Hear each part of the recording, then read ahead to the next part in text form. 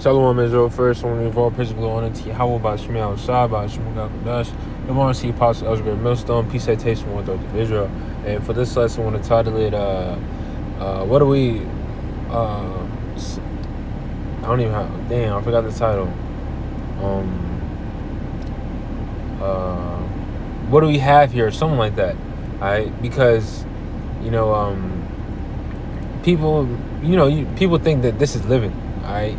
That going to your daily 9 to 5 or, whatever job you have and doing this shit for the rest of your life and then retiring when you're like fucking on your deathbed is living. This ain't living, alright? And guess what? The Lord, he's about to liberate us from this captivity. But before that, we have to go through this hell, alright? We have to, go through Jacob's trouble. We got to be tested, alright? And in that test, we're going to lose everything, alright? For example, we're going to lose, you may lose what you thought you had. You're gonna lose your house, your car. You may lose your woman, family member. Like, this is what we gotta prep our minds for. All right, but we gotta understand that this is only a temporary L for an eternal W. All right, because the Lord, he's about to reward us. Lord willing, we part of the elect. With our heart's desires.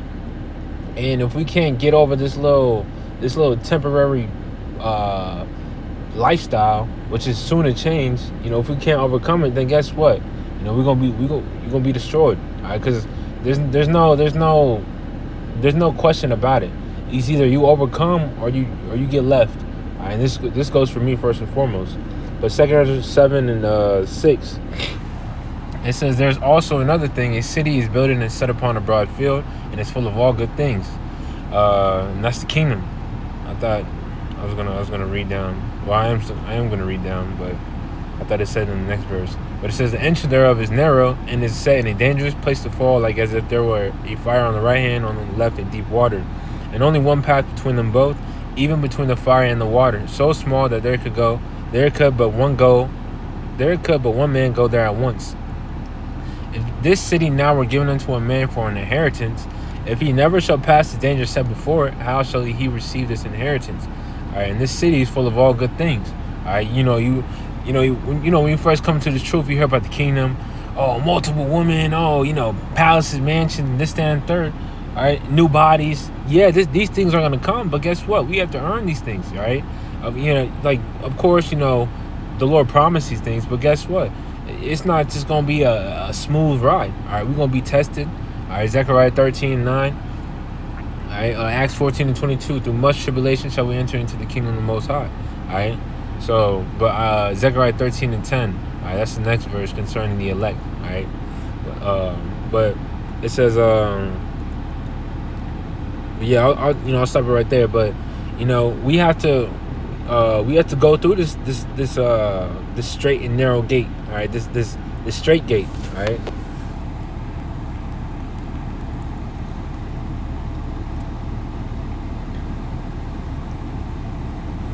Matthew 7 and 13, it says, enter ye in at the straight gate, for wide is the gate and broad is the way that leadeth to destruction, and many there be which go in thereat. All right, and a lot of people don't want to suffer. All right, but guess what? That's something we got to do when we're in this truth. All right, that's something that suffering is for your benefit ultimately. All right, and that's what the Lord is doing. All right, he's putting us through these trials and tribulations so we can ultimately be purified at the end of the day. All right, it says, because straight is the gate and narrow is the way which leadeth unto life, and few there be that find it. All right, and that's what we want. All right, this truth leads to life. All right, not these other religions that don't require suffering. None of that. Because one, they don't have the truth. This shit, it's folly. All right, but this is the truth. All right, and in doing so, in walking in this truth, as I said earlier, you're going to catch hell. Sirach, the 2nd chapter. All right? But guess what? If you endure these things, let's get that. All right, Matthew 24 and 13, it says, and he that shall endure unto the end, the same shall be saved. All right? So, we have to fight. All right? Whatever you're going through and whatever things come your way, keep striving. All right? And ultimately, to tie this back in, what do we have here? All right, what you think you you know, you can get caught up in the illusion that you own these things, but ultimately, you know, we're in captivity, all right? And that's a part of the hell, you know, that's a part of the straight gate. You're gonna lose a lot of shit, all right? Baruch 4 and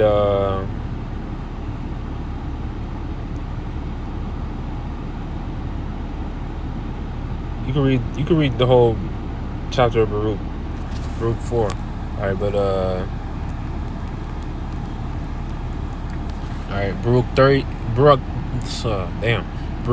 3 and 8. It says, "Behold, we are yet this day in our captivity, where thou hast scattered us, for a reproach and a curse, and to be subject to payments, according to all the iniquities of our fathers, which departed from the Lord our power." And we subjected to payments. All right, you literally living to pay. All right, you know, pay tribute and shit. All right, you gotta, you know, before you even get your check, Esau take a fucking a low sum of money out of your check. All right, before you even touch it, before you even see the shit. All right, and that goes to show you that we are in captivity. This is not living. This is not our rest. All right, Micah 2 and 10. All right, we still under these curses. All right, and it's not going to change until Yahweh Shai come back to liberate us, and that's what, you know, we're hastening for. That's what we want. All right, you know, we sick of this fucking place. All right, and, you know, when you know, in the kingdom, that's when we can live. That's when we can actually sit back, put our feet up, and, you know, and watch everything flourish. All right, but here you sit back and put your feet up, shit gonna go left. All right, you gonna all types of, you gonna fucking get evicted and, you know, all types of shit. All right. Micah 2 and 10, it says, "Arise ye and depart, for this is not your rest. This is not your rest, because it is polluted. It shall destroy you, even with sore destruction." All right. And this place is fully polluted. All right. You may be thinking, oh, you know, that woman bad. Whole time, that's a transformer or some shit. And you in the kingdom, we ain't gonna have these things. All right. You know, also about the woman too. Like, you know, what you thought you had here, you know, she's not yours. You know, as they say, it's not your woman, it's just your turn. All right, your woman had like other previous men before you. All right, but in the kingdom, we ain't gonna have that shit. You know, you're gonna have to worry about this bitch's history. All right, she's gonna be pure, you know, just for you. All right, and that's what we want, and that's what's coming. All right, but we gotta believe these things. All right, because ultimately, you know, when the shit we lose on this side, the Lord, he's about to reward us 100-fold. All right.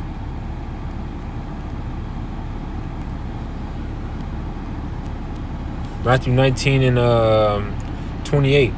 All right. It says, "And Yahushua said unto them, Verily I say unto you, that ye which have followed me in the regeneration when the Son of Man shall sit in the throne of his glory, ye also shall sit upon 12 thrones, judging the 12 tribes of Israel." All right, and that's, you know, position of authority, position of rulership, you know, and that's what we want. All right, as the disciples asked them. All right, it says, "And everyone that have forsaken houses or brethren or sisters or father or mother or wife or children or lands for my name's sake shall receive 100-fold and shall inherit everlasting life." 100-fold, you know, that's minimum. All right, because, you know, we're gonna be living eternal. We're gonna be eternal, so. You think it's only going to be 100? No, it's going to be however many we want. All right? And it says, "Everyone that have forsaken houses or brethren." All right? Let's look at that word forsaken. All right? Forsake, object to, oppose, refuse, deny, give up, renounce. All right? And why is that? Because, you know, they're not they're not serving Yahweh Shemiel Shai. So these things, you know, you may have to lose them for the Lord's sake, for the Lord's name's sake, as it says. All right, but as it says, for my name's sake. So, you know, your woman might leave you because she don't like what you do. All right, family might turn against you because they think you're a threat or some shit. All right, they believe the news and all that simple shit. All right, and so, you know, you're not gonna be able to enjoy these things. All right, a house. You know what I mean? You may have to move, well, whatever. All right, we're going to have to lose on this side to gain everlasting life and an eternal W in the kingdom to come. So, you know, really, let me read down. It says, "But many that are first shall be last, and the last shall be first." So, you know, really thinking of it if you actually examine your life now, what the fuck do we have here? All right, brothers living paycheck to paycheck, all right, and barely getting by. But in the kingdom, we about to live. We gonna be fat, all right. We gonna have our heart's desire. You ain't have to worry about shit, all right. So just really thinking about the times to come and the shit we gonna have to lose. Like, you're really not losing. It's just kind of a hold off until we get these things back. All right, now obviously it's easier said than done. All right, because we in this flesh, and the flesh likes to be comfortable. All right, the flesh don't like change. All right, but guess what? We're gonna have to adapt. All right, we want them crowns. We want the salvation. We want everything that the Lord promised. Well, guess what?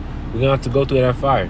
All right, but ultimately with that, Lord willing, this lesson was edifying. When the world praise and glory honor to Yahweh, Ba'ashem Yahushua, Ba'ashem Kakadash. Till next time.